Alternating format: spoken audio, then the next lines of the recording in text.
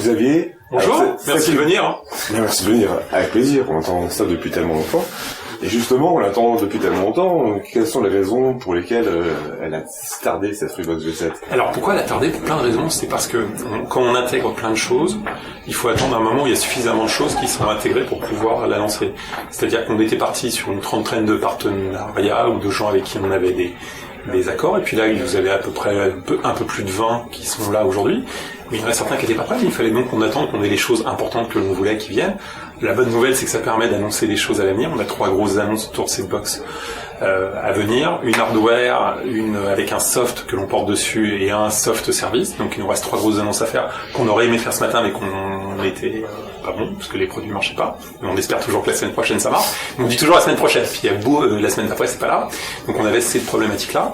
Après, on produit depuis relativement longtemps maintenant cette Freebox. On a eu des petits problèmes, ce qui est juste, je l'ai vu écrit à certains endroits, de télécommande. On avait inventé une télécommande, on était super fiers, tactile, contextuelle, qui était très belle, qui est fantastique, qu'on aime beaucoup. Sauf qu'à l'usage, quand on l'a prise en main, on s'est dit mais le truc, ça pète. Et au bout, c'est parfois, à l'usage, quand on l'a chez soi, c'est pas à force de l'utiliser nous, on se dit c'est pas aussi pratique. Donc là, on a décidé de mettre une deuxième télécommande avec, donc de mettre les 2 télécommandes, et en fait de laisser les abonnés choisir pour après de voir laquelle deviendra la télécommande officielle, parce qu'on s'est dit, c'est complètement idiot. On les a produits, on a produit 70 000 ou 100 000 en fait, je crois, mais c'est complètement idiot d'avoir produit un truc.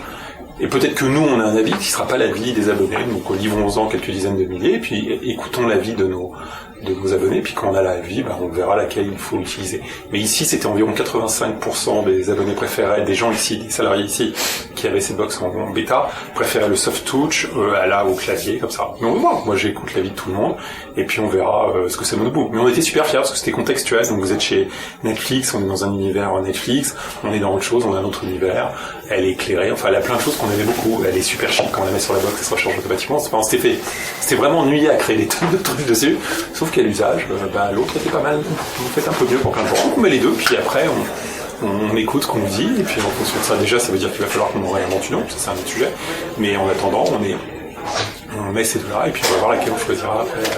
Mais depuis là, on a vu qu'une partie des annonces qui vont être faites, et dans mais les c'est prochaines toujours semaines... si vous regardez ce qu'on a fait dans le passé, il y a 2 éléments. Il y a un élément sur lequel on peut inventer des applications qui existent nulle part, et là c'est notre travail qui est sur la Freebox Server, parce qu'on a un processeur super boosté, qu'on a 2 gigas de mémoire sur lesquels on utilise, je sais pas, une centaine de mégas, 200 mégas, je sais même pas le prix du truc, mais l'empreinte mémoire est dérisoire, et ça permet d'inventer ou de créer des trucs de malade sur la Freebox Server, et quand on a des gros débits, on peut vraiment inventer des trucs de malade. Donc ça, on a ça sur la partie serveur, et après sur la partie player, la volonté c'est d'intégrer réellement plein de services. Donc tout ce qu'on a trouvé, je vous dis, on porte des logiciels dessus, on porte un certain nombre de choses, et c'est de les ouvrir. Ce que l'on sait, il y a un truc qui n'a pas marché, c'était les jeux dans les versions précédentes. Donc on a toujours des petits accords avec des studios, mais c'est pas quelque chose. On s'était trompé sur 2 générations de box. Les gens jouent pas aux jeux sur leur Freebox. Ok. Donc c'est les jeux là, on les porte là-dessus, mais c'est pas quelque chose de prioritaire alors que ça l'a été. Par contre, on a des idées de choses qui sont utilisées, qui sont plus utilisées, donc on a envie de porter dessus. Donc on travaille là-dessus, et puis ça sort régulièrement. Et on a un truc à rajouter, c'est qu'aujourd'hui, et ça va aller très très vite, aujourd'hui la partie de Vialet, elle n'est pas Dolby Atmos. Donc on bosse pour rajouter très vite le Dolby Atmos. On travaille avec Devialet pour le rajouter, j'espère. Je vais vous dire les jours qui viennent, et dans 2 semaines vous allez me dire ça marche pas. Dans les jours ou dans les très petites semaines qui viennent, c'est juste un travail à nous interne de porter ça dessus. Et c'est important le Dolby Atmos parce que on a déjà des contenus qui sont en Dolby Atmos et on veut les intégrer.